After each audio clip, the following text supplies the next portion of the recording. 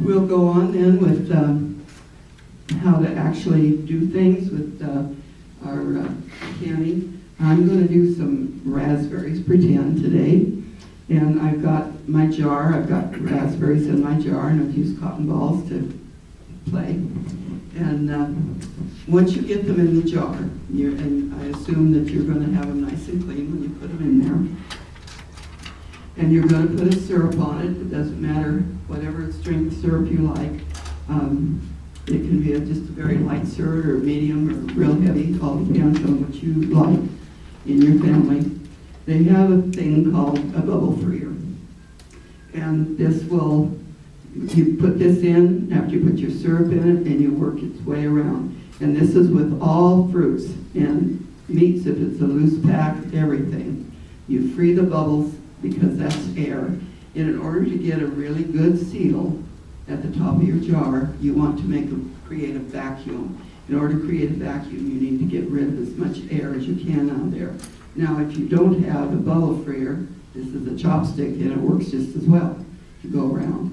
One thing you will notice when you're doing this is that there's going to be bubbles coming up through your syrup that's in there. And that's the air being released from your fruit or berries or whatever you're canning. So your liquid is going to go down a ways. So you need to replace that with liquid. Now, all fruits, you need a 1/2 inch headspace. That's from the top of your syrup or berries to the underside of to the rim of the jar, a 1/2 inch. Jams and jellies, USDA says a 1/4 inch. Some pectin recipes, dry pectin recipes say 1/8 of an inch. If it says 1/8 of an inch and you're entering it in a fair, be sure to write on the label what pectin you used.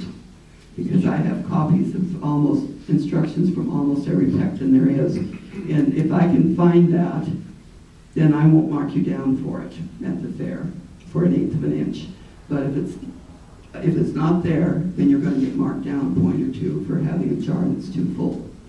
So, and it's the same with canning peaches. If you've got some special thing, or not just peaches, but other stuff, you've got some special thing that your recipe was an approved recipe, but it said that it was less than a 1/2 an inch, then be sure and put it on your entry, on your jar so that the judge can go by that. When you've done this, you've got that, you're going to have read the directions that are on your lid box.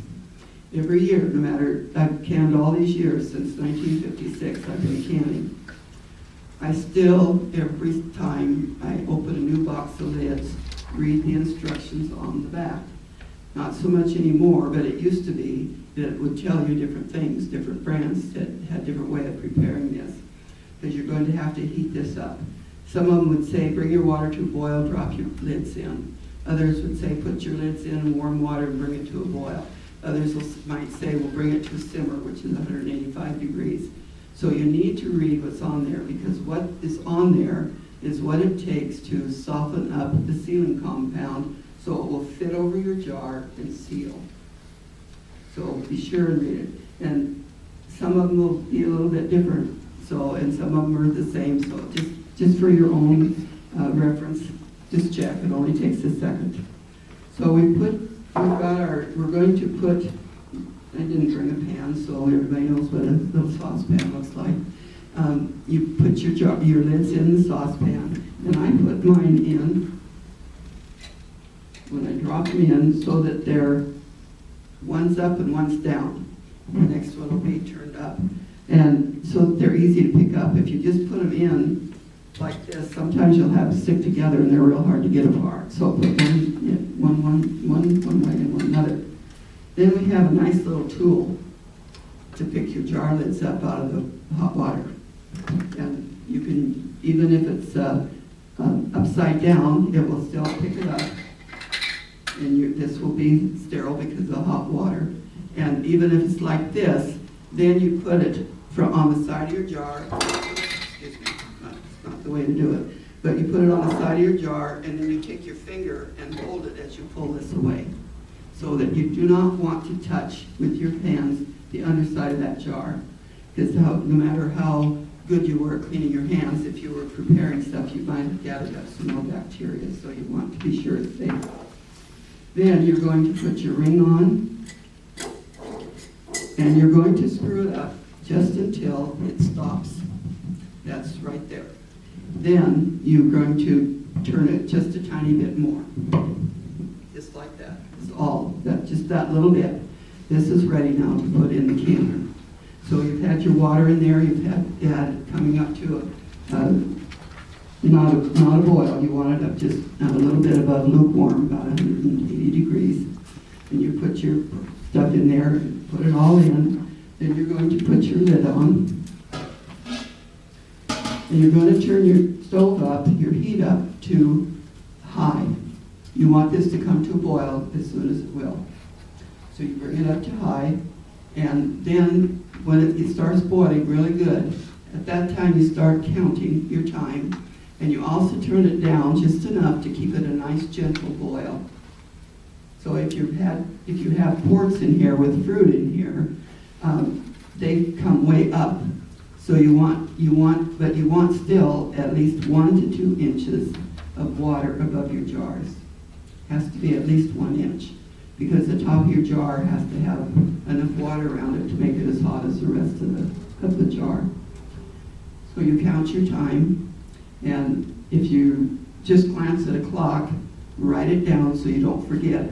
Sometime I've done this before in a hurry. I'll say, did I do that at 10 after, or was it 15 after? So you want to, if you're not too much danger if you're doing fruits and high acid things, but if you were to be doing meats and things in the pressure canner, it makes a world of difference. So then you take, after the heat's off, you're going to leave this set in here for 5 minutes with the heat off.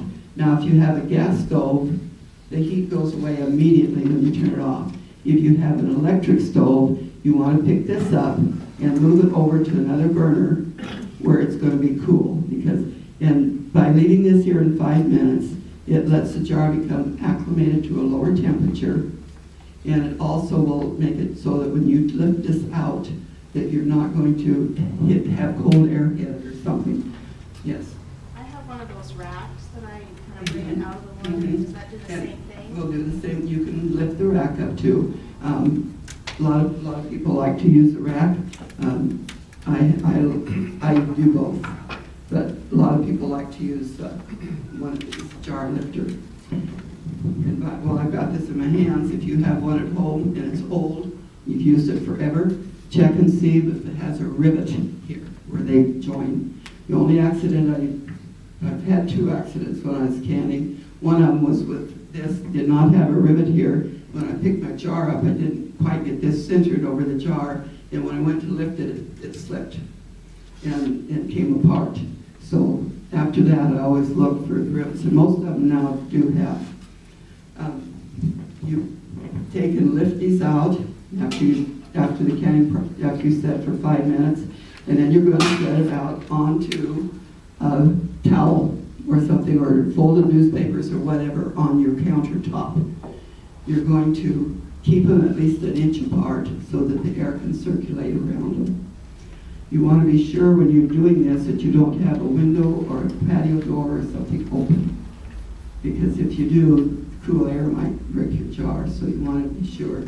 And then whatever you do, and Grandma used to do this, they used to put a towel or something over it. Don't do that, because there are a lot of bacteria that love to grow in extended heat.